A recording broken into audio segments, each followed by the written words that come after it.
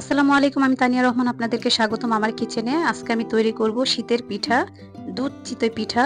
আর এই পিঠাটা খেতে কিন্তু খুবই ভালো লাগে আর আমার পছন্দের একটি পিঠা এটা। তো প্রথমে আমি দুধ চিতই পিঠার জন্য চিতই পিঠা বানাবো, তার জন্য আমি বেটারটা রেডি করে নেব। তো এখানে আমি চালের গুঁড়িটা মেপে নিচ্ছি। এখানে আমি মেজারমেন্ট কাপে 7 কাপ চালের গুঁড়ি নেব এবং 2 কাপ ময়দা দিয়ে দেব। আর এটা হচ্ছে শুকনো চালের গুঁড়ি। আপনারা একই রেসিপি ফলো করে সিদ্ধ চালের গুঁড়ি দিয়েও এই পিঠাটা বানিয়ে নিতে পারবেন। তো আপনাদের কারো কাছে যদি আমার ভিডিও ভালো লেগে থাকে তাহলে লাইক কমেন্ট করে দিবেন এবং সাবস্ক্রাইব করে আমার পাশেই থাকবেন। তো এবার আমি 2 কাপ ময়দা দিয়ে দিলাম। তারপর এখানে আমি পরিমাণ মতো লবণ দেব। এখানে আমি 2 চা চামচের মতো লবণ দিয়ে তারপর সামান্য কিছুটা লবণ দিয়েছি। তো চিতই পিঠার বেটারটা কিভাবে রেডি করতে হয় সেই ভিডিও আমি অলরেডি আরো আগে আমার চ্যানেলে ছেড়ে দিয়েছি, আপনারা চাইলে দেখে নিতে পারবেন। তো আজকে আমি সম্পূর্ণ ভালো করে দেখালাম না। তারপর 2 চা চামচের মতো বেকিং পাউডার দিয়ে দিলাম। এবার সবকিছু আমি হাত দিয়ে একটু মিশিয়ে নিলাম। তো আমি এই পাত্রে পিঠার বেটার রেডি করব না, কারণ পাত্রটা ছোট, আমি শুধু মেপে নিলাম সবকিছু। এই তো আমি অন্য পাত্রে ঢেলে নিয়েছি। এবার এই পাত্রে আমি পিঠার বেটারটা রেডি করব। তো আমি হালকা কুসুম গরম পানি দিয়ে বেটারটা রেডি করে নিচ্ছি। তো প্রথমে আমি এভাবে মেখে নিচ্ছি অল্প করে পানি দিয়ে। তারপর এটাকে আমি 20 মিনিটের জন্য রেস্টে রেখে দেব।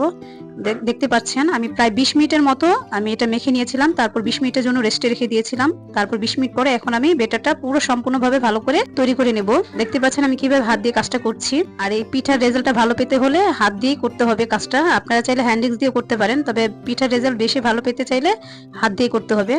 এই তো পিঠার বেটারটা রেডি। এবার চলে যাব চুলায়। আমি ঘনত্বটা দেখিয়ে দিচ্ছি আপনাদেরকে। দেখতে পাচ্ছেন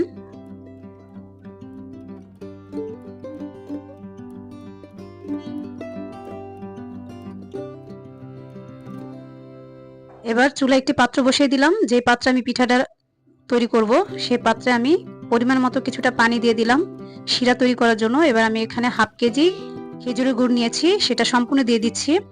আপনারা মিষ্টিটা কে কেমন খান সেই হিসেব করে মিষ্টিটা কম বেশি করে দিতে পারেন। তারপরে এখানে আমি পরবর্তীতে মেজারমেন্ট কাপের 1 কাপ চিনি দিয়ে দেব। সম্পূর্ণ মিঠাই দিয়ে করব না, কিছুটা চিনি এখানে দেব। এখন আমি মিঠাইটা গলানোর জন্য কিছুক্ষণ এভাবে রেখে দেব। তো আমি একটু নেড়ে চেড়ে দিয়েছি। তো এখানে আমি 3 টুকরো এলাচ দিয়ে দিলাম। এটা আপনাদের পছন্দ অনুযায়ী দিতে পারেন, এটা অপশনাল, না চাইলে নাই। তো সামান্য কিছুটা লবণও দিয়ে দিলাম। মিষ্টি খাবার একটু লবণ দিলে খাবারটা খেতে ভালো লাগে। তো ওইটা অপশনাল, আপনারা যদি কেউ না চান না দিতে পারেন। এবার ঢাকনা দিয়ে ঢেকে দিলাম। এবার কিছুক্ষণ পর ঢাকনাটা উঠিয়ে দিলাম। দেখতে পাচ্ছেন মিঠাইটা গলে গিয়েছে। তো এবার নেড়ে চেড়ে নিচ্ছি। তো এটা আমি অন্য চুলায় বসিয়ে দিব।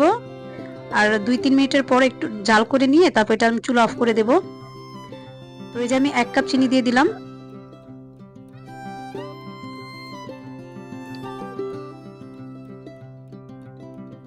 তো এটা আমি পাশের চুলায় রেখে দিয়ে এবার আমি চিতই পিঠাগুলো বানিয়ে নেব।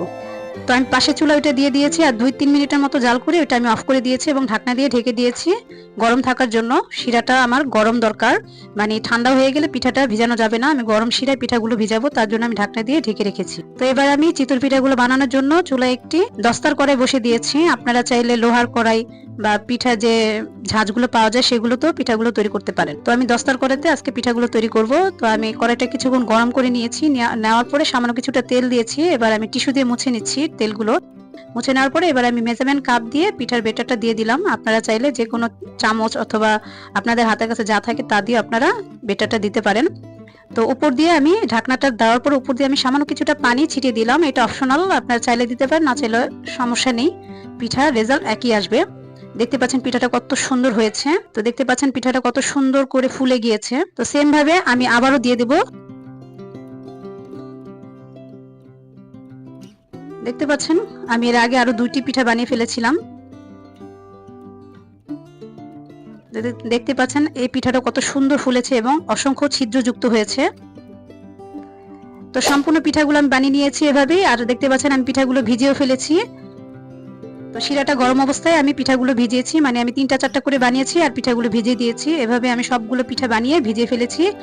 তো এবার আমি উপর থেকে দুধ দিয়ে দিব। তো এই দুধটা আমি আগে থেকে জাল করে ঘন করে নিয়েছি। এখানে 1 লিটার দুধ নিয়েছিলাম, জাল করে আমি আধা লিটার করে ফেলেছি। তারপর এই ঠান্ডা দুধটাকে আমি দিয়ে দিলাম। দিয়ে এখন একটু নেড়েচেড়ে সবকিছু মিশিয়ে তারপর আমি ঢাকনা দিয়ে ঢেকে রেখে দেব। তারপর 2 ঘন্টা পরে আপনাদেরকে আমি দেখাবো। তবে পিঠাটা খাবো সকালবেলা, কিন্তু 2 ঘন্টা পরে আমি আপনাদেরকে দেখাবো পিঠাটা কতটা সুন্দর হয়েছে। তো সারা রাত এভাবে যদি ভিজানো থাকে তাহলে কিন্তু পিঠাটা আরো ফুলে সফট হয়ে যাবে। এই তো ঢাকনা দিয়ে ঢেকে দিলাম। এই তো 2 ঘন্টা পরে পিঠাগুলো আমি আপনাদেরকে তুলে দেখালাম একটি বাটিতে। তো দেখতে পাচ্ছেন কতটা সুন্দর হয়েছে। তো সবাই ভালো থাকবেন। আসসালামু আলাইকুম।